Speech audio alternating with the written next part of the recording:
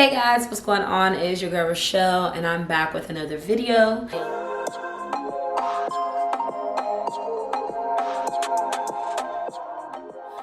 And in today's video, we will be talking about 5 of my favorite faith-based books that really helped me grow in my relationship with God. I'm someone who always tries to pursue cultivating balance in my life. So I just want to be in a good place.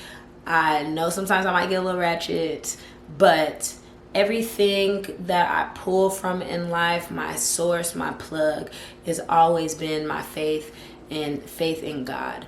And of course, life, like everyone, we all go through ups and downs, trials and tribulations. So there was a point in my life where I was always a Christian, but I never really practiced building a relationship with God.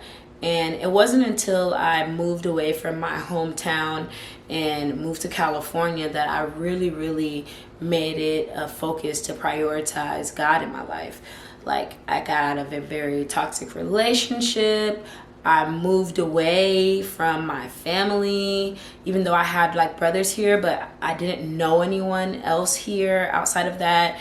And I really had no idea kind of what I even wanted to do in life. And I was just in such a crazy place.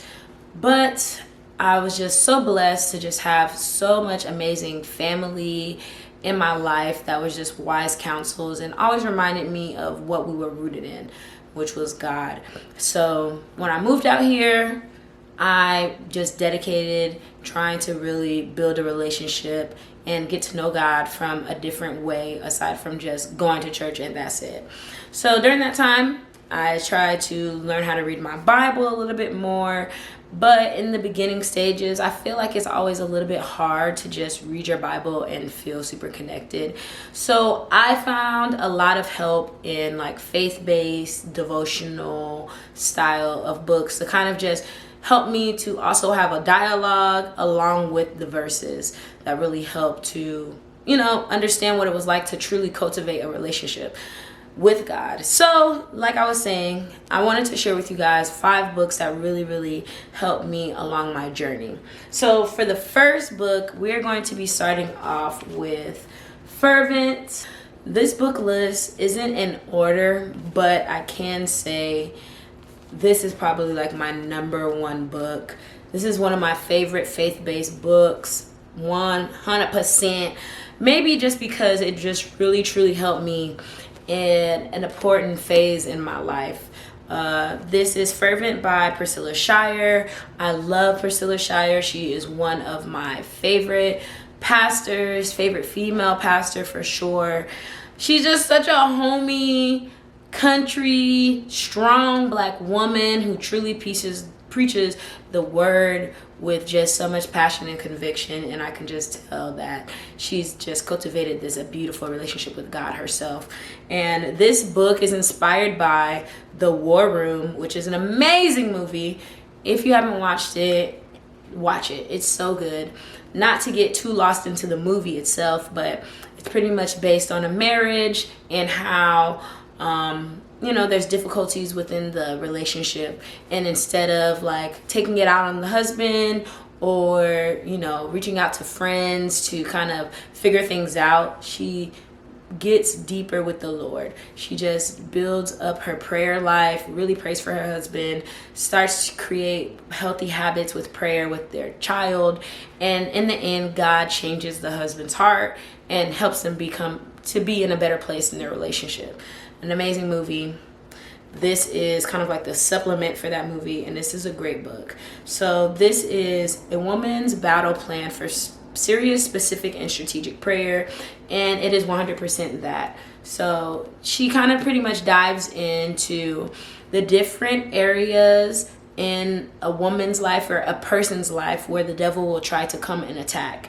And in each section, she kind of gives different scriptures, different weapons to equip yourself with in order to be strong enough to notice when the devil tries to play these tricks on you, and how to combat them, and how to kind of just build yourself up with the spiritual armor of the Lord. She weaves in her own stories within this book, as examples. And after each chapter, there are little index cards so that you can write your own prayers with. And man, when I say I use that, I really use this book for that. And each section I would write just detailed prayers. I built my own prayer closet at that time. I had people's names on the walls. I had prayer cards on the walls. I had a prayer box. Like, I can say this book really lit me on fire in my faith journey and really helped me learn how to be a woman that really prays. So I love this book. I gift this book to other spiritual women because it just really truly had a super big impact on my life, and I was really able to pray myself into a better situation while reading this book, and highly recommend. 10 out of 10 for sure. So first book is going to be Fervent by Priscilla Shirer. I love you, girl. One of my favorite books of all times. I even met her one time and I was so fangirling, and I didn't care. I didn't care. I love that book so much.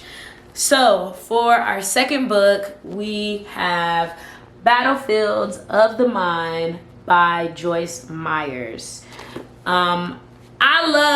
Listen, Joyce, this little white lady right here, Joyce, I fool with you, Joyce. This is another amazing book by an amazing, powerful woman. I really love Joyce Meyers' way of preaching as well. She reminds me of, just like I said before, a southern strong woman with like attitude, but loves the Lord and is very passionate about that. And you can tell in the way that she wrote this book. And this is just an amazing book, and it talks about just the self-inflicted warfare and that we put on ourselves in our minds that aren't real. So how we bring about worry, doubt, confusion, depression, and anger in our own lives by the thoughts and the mindset in which we keep and that we constantly repeat to ourselves. And she did such a good book. A good job in this book, and she uses her own personal life as an example. So she talks about her mindset in marriage and family and ministry, and you can tell that she really had negative talk that she was dealing with herself, and she really did a lot of work to, open up and soften up her heart. And I really enjoy this book.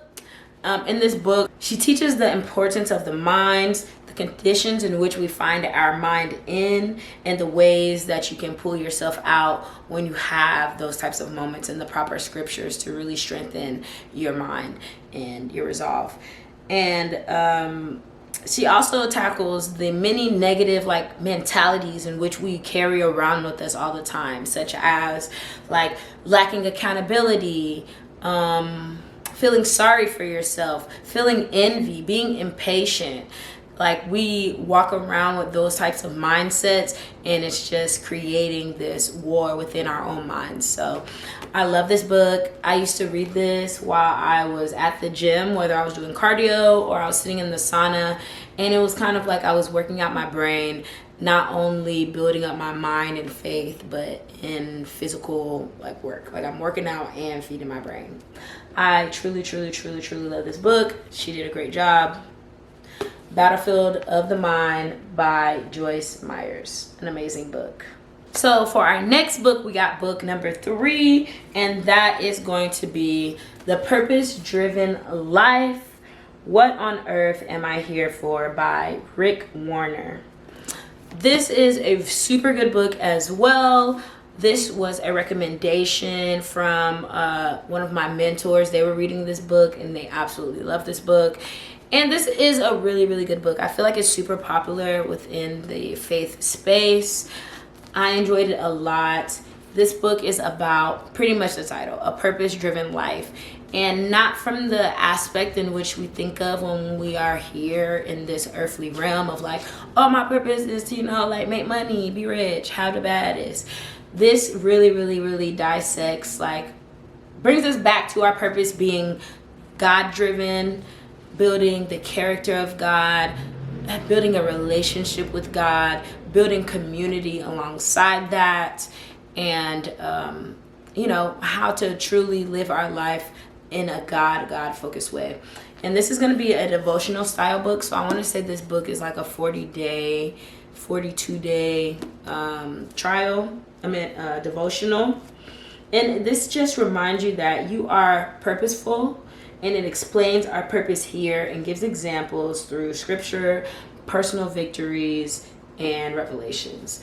And I kind of like to say it kind of focuses on like 5 pillars of purpose. They don't call it the pillars of purpose in the book, but I kind of refer to it that way. So I'm going to read to you just a little bit of it. So it talks about the purposes, and it gives purpose number 1.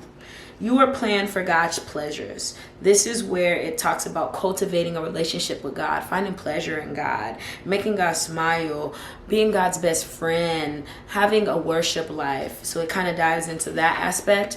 Then purpose number 2 was you were formed for God's family. This is where he kind of referenced community. So like how you cultivate God within your family, like wife, children, mother, brother. Also your church family, building a community and having people that you can kind of lean on in that faith space. Purpose number 3, you were created to become like Christ. This is where it kind of breaks down the characteristics of Christ and reminds us of the things that he's done for us, and the ways in which we can adopt his character and be transformed by the truth, be transformed by the struggles that we also may go through in life in order to bring glory to God. Purpose number 4, we were shaped for serving God. So this kind of dives into how to serve God, how God was a servant, and how we can be servants unto other people in the community and in our life. And purpose number 5, you were made for a mission. So this kind of is a little bit more maybe like your earthly kind of purpose kind of vibe. So like you're meant to be a teacher, you're meant to be someone who cares for other people, like your gifts and how to use that to build a life that ultimately brings glory to God. So that's kind of what this book is going to be about. I really love it. It's super dope, and it really kind of get your mind to think about what your purpose is, not just in this world, but what God sees you as, building a relationship with him, developing a community of like-minded people, and doing God's work here on earth. So an amazing book, Purpose Living Life by Rick Warner. All right, book number 4. This is going to be Understanding the Purpose and Power of Prayer. This is a book by one of my favorite pastors for sure, Dr. Myles Munroe. I love Myles Munroe. I love him. He is such a great pastor. I listen to his services all the time. And I think I really just resonate with him because he reminds me of my dad. He's a super strong Black Caribbean man. He's from the Bahamas, and he's so raw. He's super straightforward. Like, he's really in the scripture, and you can just tell that this man read the Bible up and down. He lives and breathes the Bible, and he gives it to you straightforward, but he's also super charismatic. He's a clown. I'm laughing when I read it, but it's just also super real and super straightforward, super authentic, and I love Dr. Myles Munroe. Unfortunately, he's passed, but you can definitely catch a lot of his sermons on YouTube. He's great. But yeah, so he has this book, Understanding the Purpose and Power of Prayer, and it's exactly what the title says. It is him kind of just giving you an insight on how important prayer is, the authority that we've been given here on this earth, and the power of our words, and how we are supposed to use prayer, not just as something that we just want, like, oh, just talk to God, give me this, give me that. No, he gets super deep into like the true meaning of prayer and the true power that comes with prayer, which is amazing. He also teaches you how to prepare to be in God's presence.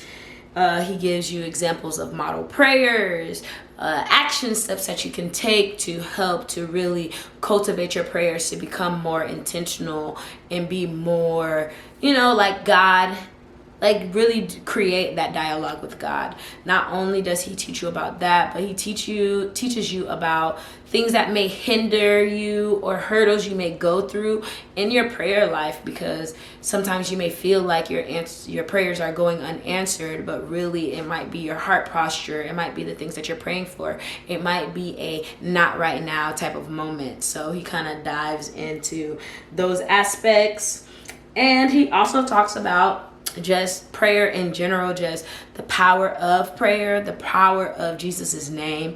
He even dives into the power of fasting and how fasting can be used as a tool to amplify prayers, especially when you're praying for something really, really big, and fasting might be involved in order to truly gain clarity on that, on whatever you're asking God for clarity on. So I really enjoy this book, especially if you're just trying to learn how to pray. You want to be like, well, I need to pray for. This is it. And if you can, catch some of Miles Monroe's services. He's amazing. He's amazing. I love Miles Monroe. So rest in peace, Miles. I really appreciate you. Understanding the Purpose and Power of Prayer. Amazing book. All right, guys, this is going to be our last book. And this is actually my most recent read. I actually finished this at the top of the year. This is a book gifted to me by a dear friend of mine from work. Shout out to my dog, Ben. I super duper appreciate it. And this was an amazing read. This one's a little bit different from the other books just because the other ones are kind of like a little bit like devotionally style. Like you'll read like each chapter like a day. This one you can kind of just read it. But this is Outwitting the Devil by Napoleon Hill.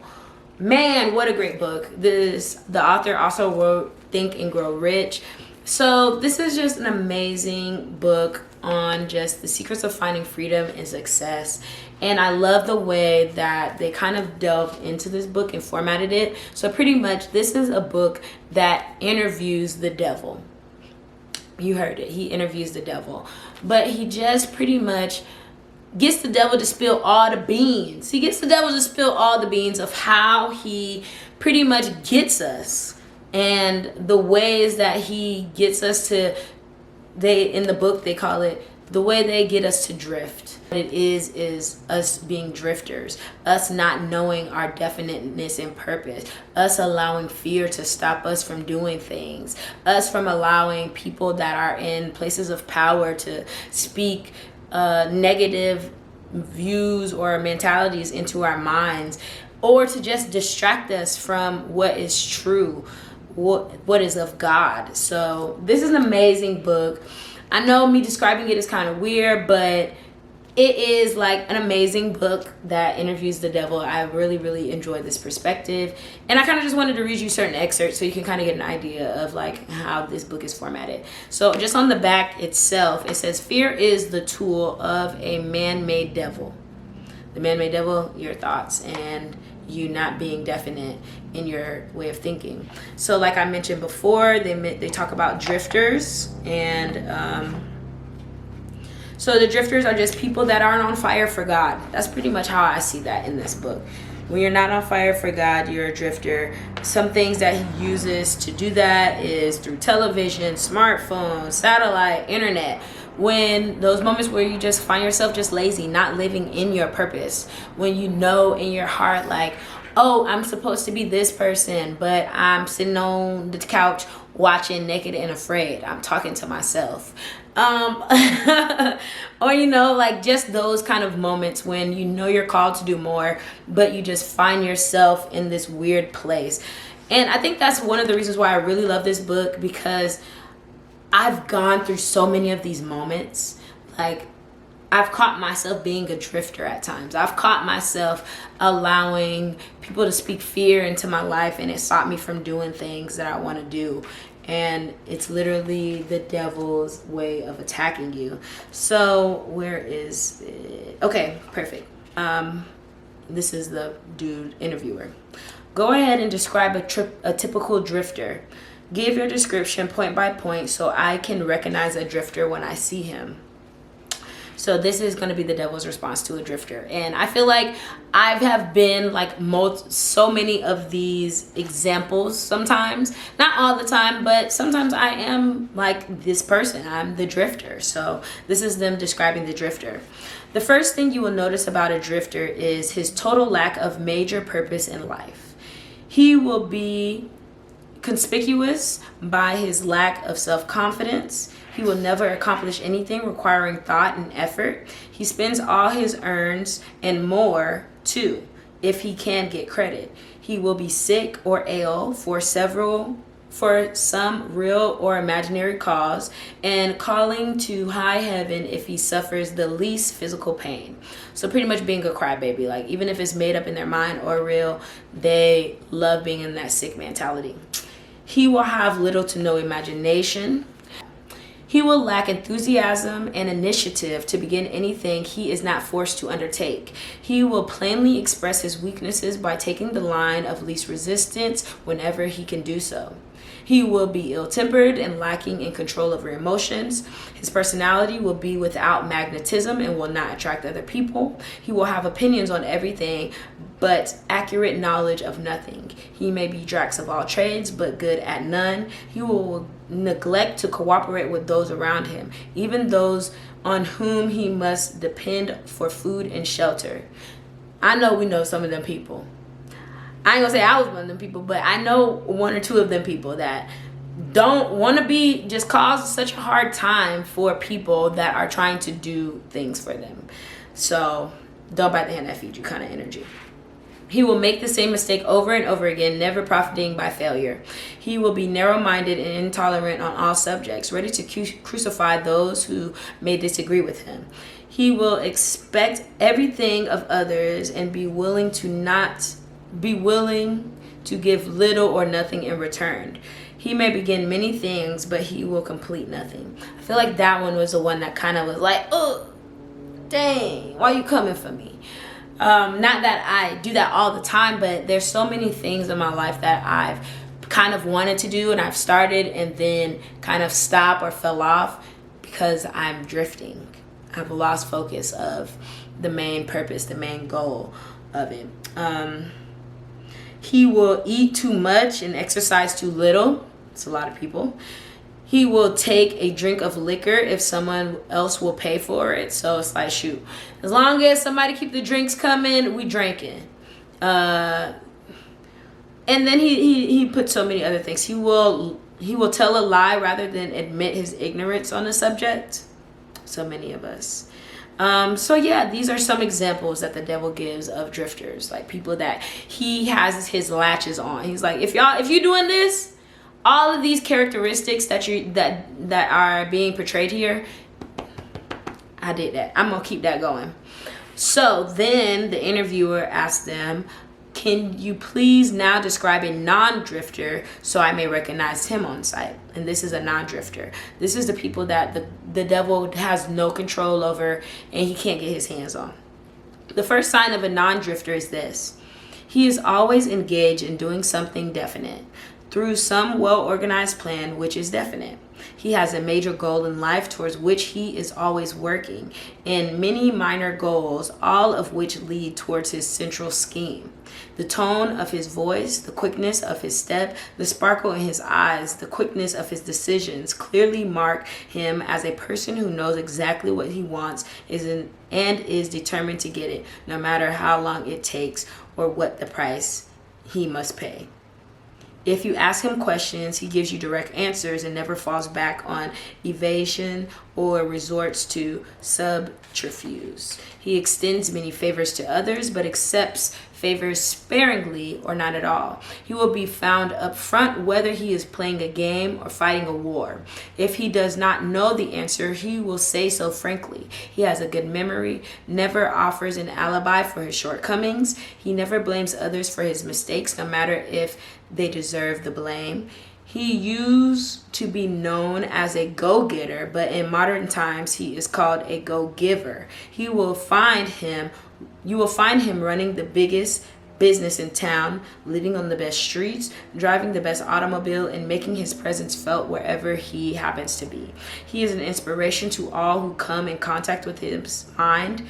The major distinguishing feature of non-drifters is this: he has a mind of his own and uses it for all purposes.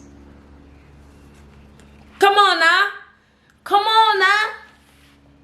Who don't want to be a non-drifter? Who doesn't want to be a non-drifter? This is the devil talking. The devil, like, this guy right here that does all these things, which are all characteristics of God. Like these, if you kind of break this down, this is all characteristics of God. God extends us so many favors and asks for nothing in return, or very sparingly. God is always up front for you. He's always ready to fight for you, no matter what. If you ask God the right questions the right way, God will always answer. Most of the time, our ears aren't open to hearing it. It's just, it just say God all over that person. That person has the characteristics of God. So yeah, that's just like an example of this. So this is just a interview with the devil, and it's just super eye-opening, and it gave me so many aha moments where I'm like, ah, that's me. Ah, that's happened to me. Ah, that's the devil. Ah. So I really enjoyed this book. This has been my latest read. And I feel like it's just perfect timing, right? Perfect timing. I feel like all of these books have came to me in crucial times in my life where I needed it. It was super impactful. Times where I didn't really know how to pray, or I was growing in my prayer life. Times where I had negative thoughts and I needed to renew my mind to really remember who I am in God.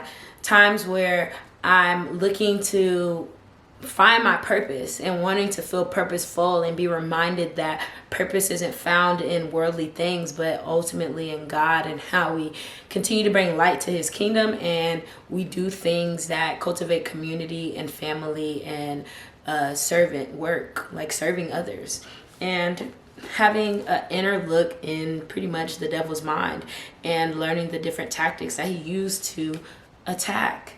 So yeah, like I said, thank you guys so much for watching this. These are my top 5 faith-based books that have really made a major impact on my journey of growing with God, developing a relationship with God, and still to this day, I'm far from perfect, baby.